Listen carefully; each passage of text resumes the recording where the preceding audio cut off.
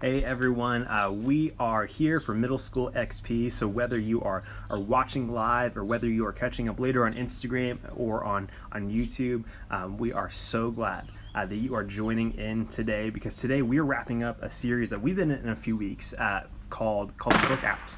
And you can tell it's the day after 4th of July. Some fireworks are still going on, but we are wrapping up this story called Look Out, or this series called Look Out, and it's been all about injustice. And a couple of weeks ago, we started this series by talking about so what do we do when we look out into the world? We're seeing what's going on in the world, and things feel unfair, things feel like they're not right. We see injustice. What do we do? And talked about how we can start with one step.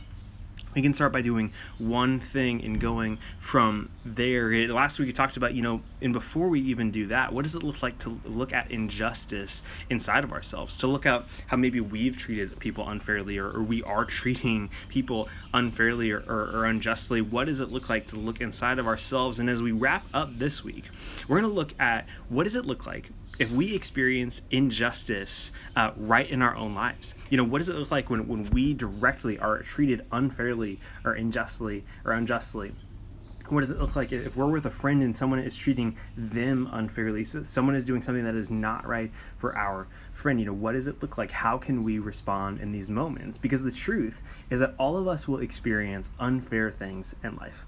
We will all experience things that are not right, that are just unjust. And there's some things that in the moment feel really wrong and feel really unfair, and that we look back on and we realize, okay, maybe it wasn't great, but it wasn't a huge deal. But the truth is that there are some things that no matter what will always be unfair, because that's what they were. They weren't right. They were wrong. They were unfair. They were unjust. And so we can't just be willing to look back at everything and say, oh, it's not a big deal. We need to be willing to do the work to figure out what does it look like to respond when something isn't right, when something is unfair, when something is unjust. And across this series, we've been talking about how Jesus cared and cares a lot about injustice.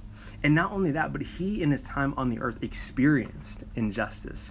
He experienced a lot of things that were unfair, including he was arrested and tried and put and became a prisoner unfairly, for unjust reasons. He became a prisoner in his life. And interestingly enough, though, around the time that Jesus was alive, there was this tradition that once a year, which is at the same time that Jesus got arrested, that people could vote to let one prisoner free. So one prisoner could go free, and everything was good, and they were good to go. And Jesus has the opportunity to be freed. It's between him and this guy named Barabbas. And we really don't know a lot about Barabbas, other than that Matthew, the book of the Bible that this story comes from, tells us that Barabbas was a notorious criminal. So people kind of knew who he was, and even if they didn't know what he did or how he became a prisoner, they knew that there was probably a reason why that was so. And so it probably seems like a pretty clear choice, right? Like Jesus should be the one who gets to go free. But they asked the crowd, okay, you've got Jesus or Barabbas, who do you want? And they say Barabbas. And there's actually been some leaders who convince them to say that so that Jesus can't be freed, which makes it even worse, because this is just a completely rigged system. It's completely unfair. It's completely unjust. But it's so interesting what Jesus doesn't do. He doesn't do anything. When we read stories about Jesus, it's really important to look at what he does say and what he does do. But I think it's also so important to look at what he doesn't say and what he doesn't do. And when this happens, when the people vote to let Barabbas free and not him, Jesus doesn't say anything. He doesn't tell the people why they're wrong. He doesn't try to defend himself. He doesn't lash out. He doesn't try to break free when he has a chance. No, he doesn't do anything, because he knows the bigger picture. And he does more than just react with the first thing that might come to mind. And that's the reason why we want to talk about this story today, because when we experience injustice, we have a choice of whether we react or we respond. And those might seem really similar, and they do sound really similar, but the difference is that when we react, we're giving our first emotional reaction. Like when something happens, we are just going off. We don't really care about the long term. We're just going to tell people how we feel, even if that hurts feelings, even if that makes things worse. But when we respond, we take a second to breathe. and think about the bigger picture, to think about the long term, to think about what is most true in this situation. Because when we react, we make short-term decisions that can make things worse. But when we respond, we open up the opportunity for growth.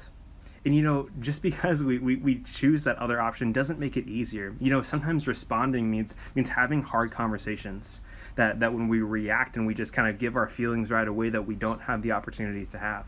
Sometimes responding means going up to the person who treated us unfairly, who treated us wrong, and talking through that and processing that more.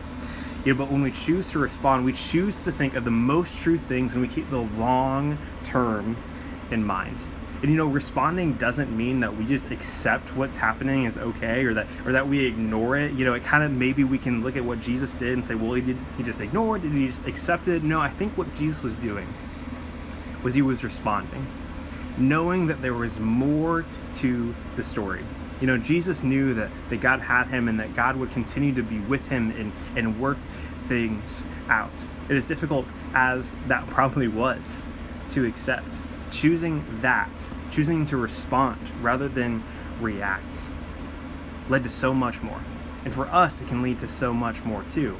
And it's so difficult to even, figure out what's the difference between these two. And so, it's so hard in the moment to do that. How do we not just react immediately? How do we actually choose to respond? And so today at 1:30, if you are around today, we are going to be diving into this a little bit more to try to, figure out, so what is the difference between these two? What does it look like? And how can we push ourselves to actually respond when we see things that aren't right, instead of just giving our first reaction? So we hope to see you there. If you need the link to jump in, let someone know. Send us a DM here on Instagram. If you're watching here, we would love to see you there. All right, see you then, friends.